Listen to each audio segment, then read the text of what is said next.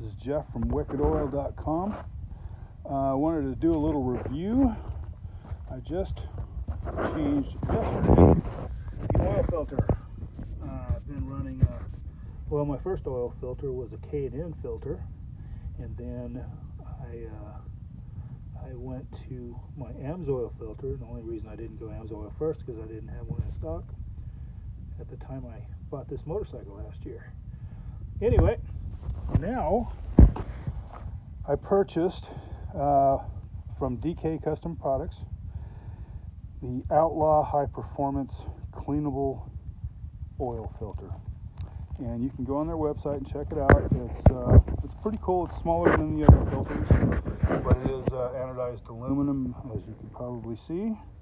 It has fins on it, so it's supposed to help in cooling the oil. I'm sure it does to some degree. The nice thing about it is when you pull it out, when you pull it off to do an oil change, there's the insert inside. You just push down because it's spring loaded, turn it counterclockwise like 10 degrees or something like that, and the whole assembly pops out, and then you can wash it out and clean the inside of the housing, and then pop it back together.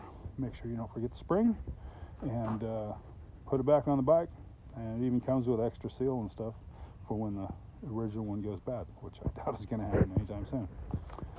Okay, now they claim, I can't remember, I looked this filter up. They're getting this filter from another company, and they are relabeling it as what they're doing, which is not a bad thing. There's a lot of companies that do that. Anyway, they claim, the company that actually manufactures these claims that this thing flows 7 times more oil than the stock, or paper filters. Let me put it here that way. And I would imagine a filter like an Amsoil filter, which I am totally promoting because I'm an Amsoil dealer, and I know that they clean. I have put them on an engine with dirty oil, and it cleaned it right up. But I'm not saying they don't have a lot of drag on the engine, because any restriction you put in there, it's going to take up horsepower to run it. So the theory is that it takes less horsepower to run the engine with this filter on because the oil flows through it so easily. They claim that the average bike gets 4 to 8 more horsepower, and they claim that it gets 4 to 12 more foot-pounds of torque. Now, I've been riding it. This is my second day riding it. I just went out and put like 140 miles on the bike. Just got back about 15 minutes ago. And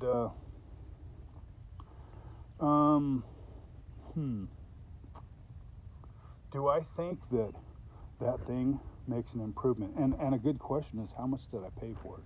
Well, by the time it was delivered, I think it was I don't have the receipt in front of me. I believe it was $142 or $146 or something, that with tax and shipping and all that ridiculous horse crap. Now, do I think it's worth it? Well,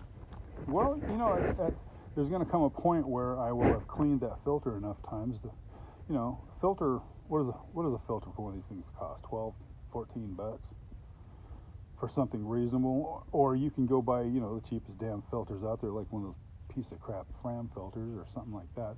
Oh my God, I can't believe I said something negative about one of those big companies that have spent billions of dollars in advertising, convincing us that they have the greatest product in the world, when what they're really doing is spending all their money on the advertising instead of making good products.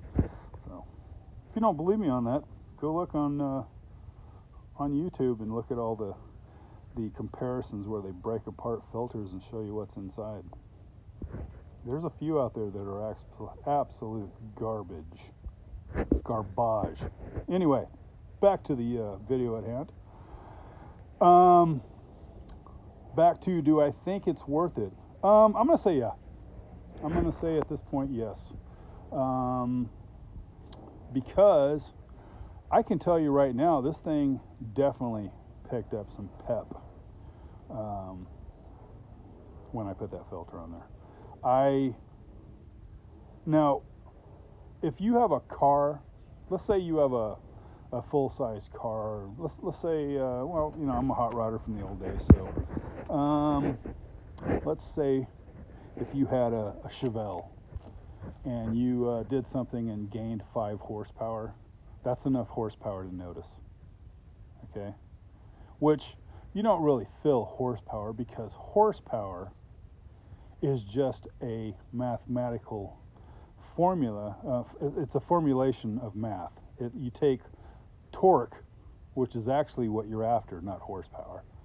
Torque, and you multiply it times the RPM. A given RPM, like say 5,000 or 4,000 or 10,000, whatever, and that tells you how much horsepower you have at that RPM. Torque, on the other hand, is normally measured at a lower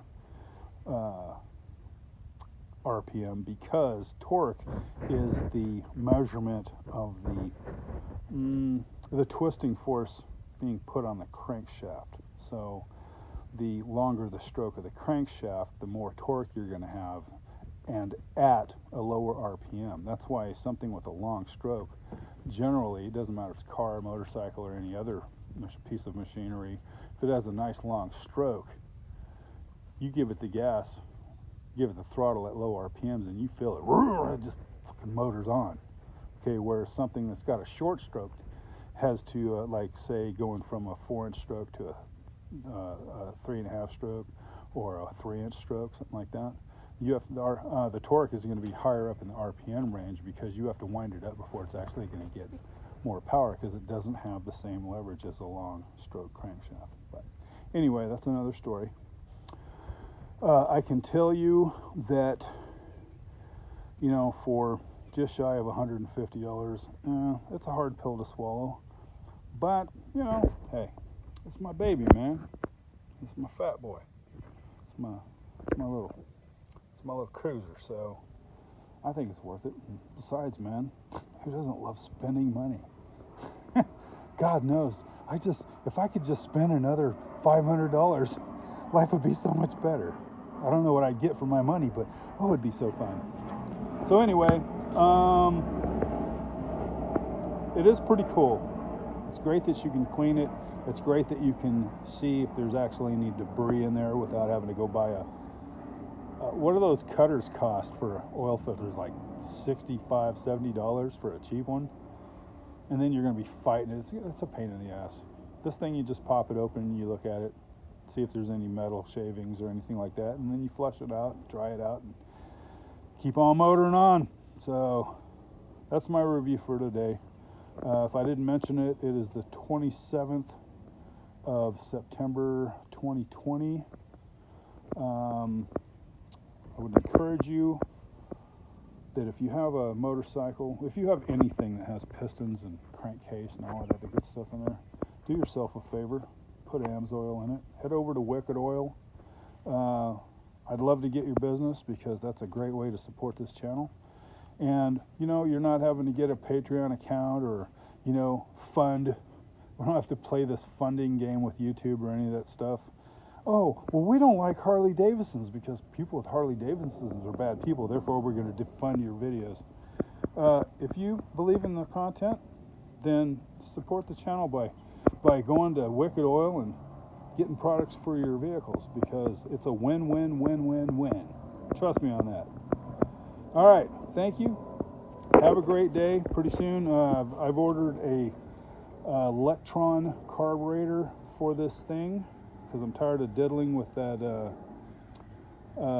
constant velocity carburetor, which I don't think is bad, but I think this electron's gonna be a lot better, and I'm gonna do a nice review of that. Anyway, have a great day, and thanks. Bye.